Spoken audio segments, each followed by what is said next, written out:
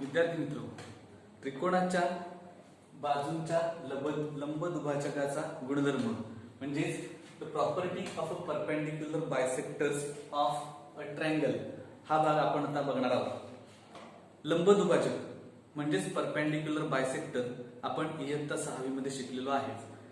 त्याच प्रॉपर्टीचा वापर करून आपण त्रिकोणाच्या तीनही बाजूचे लंब दुभाजक काढणार आहोत आणि त्यानंतर त्याच्या प्रॉपर्टीचा आपण अभ्यास करणार आहोत। पहिल्यांदा आपण लंब दुभाजक काढूया BC या बाजूचा।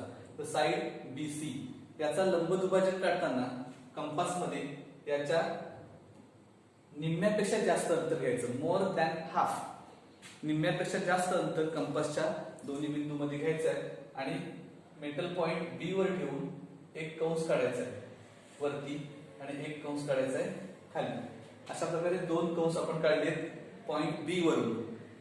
यातलं अंतर न बदलता पुन्हा इकडे कंस काढायचा आहे आणि खाली एक कंस काढायचा आहे, ज्या पहिल्या काढलेल्या कंसाला छेदतील अशा प्रकारचे दोन कंस काढायचे आहेत। हे दोन कंस काढल्यानंतर आपल्याला हे दोन बिंदू मिळतात। या ठिकाणी एक बिंदू असेल आणि या ठिकाणी एक बिंदू असेल, हे दोन बिंदू जोडायचे आहेत।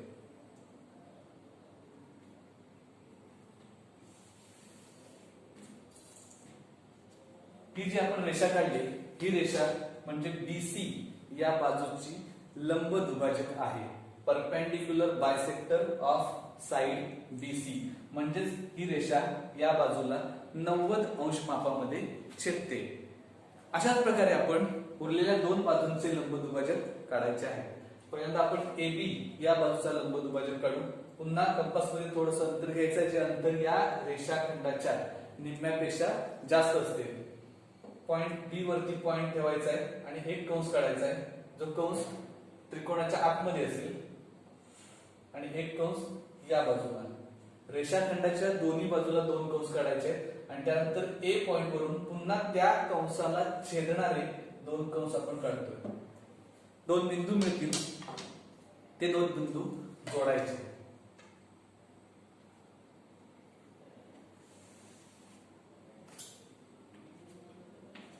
अशा प्रकारे ही जी रेषा मिळाली ती रेषा AB या बाजूचा लंब दुभाजक आहे। It is the perpendicular bisector of side AB which divides that side in two equal parts। जी लंब दुभाजक ही रेषा या बाजूचे दोन समान भाग करते। अशा प्रकारे तिसऱ्या बाजूचे पुन्हा लंब दुभाजक काढू आपण। साइड AC याचे लंब दुभाजक काढायचे। मेटल पॉइंट याच्यावर ठेवायचा आणि एक कंस या बाजूला काढलाय, एक कंस दुसऱ्या बाजूला। अशा दोन बाजूला दोन कंस आपण काढायचे आहेत। कंपास मधलं अंतर मात्र या रेषाखंडाच्या निम्म्यापेक्षा जास्त घ्यायचंय। या बाजूला एक कंस आलाय आणि या बाजूला एक कंस येईल। पुन्हा मिडल पॉइंट याच्यावर ठेवायचा आहे, या बाजूला एक कंस येईल आणि त्या कंसाला छेदणारा दुसरा कंस तयार झालाय आणि या दोन्ही बिंदू आपण पट्टीच्या सहाय्याने जोडायचे।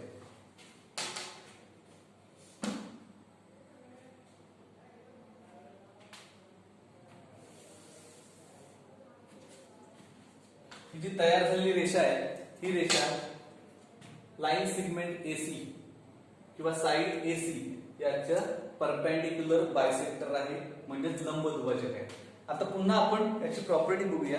या तीनही लंब दुभाजक रेषा आपण काढलेल्या आहेत, या तीनही रेषा एकाच बिंदूतून जात आहेत, म्हणजेच आपण त्याला म्हणता येईल की these all perpendicular bisectors are concurrent।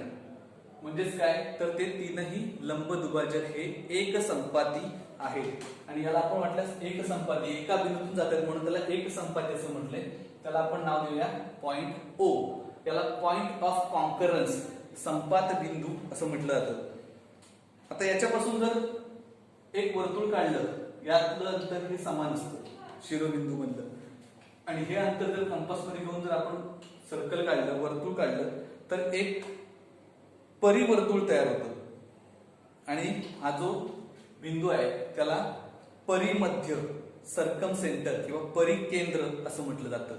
अशा प्रकारे आपण त्रिकोणाच्या बाजूच्या लंब दुभाजकांचा गुणधर्म अभ्यासलेला आहे की त्रिकोणाचे सर्व जे लंब दुभाजक आहेत ते एकसंपाती असतात. All three perpendicular bisectors of a triangle are concurrent. सराव संच 1 आपण सोडवण्यास हरकत नाही.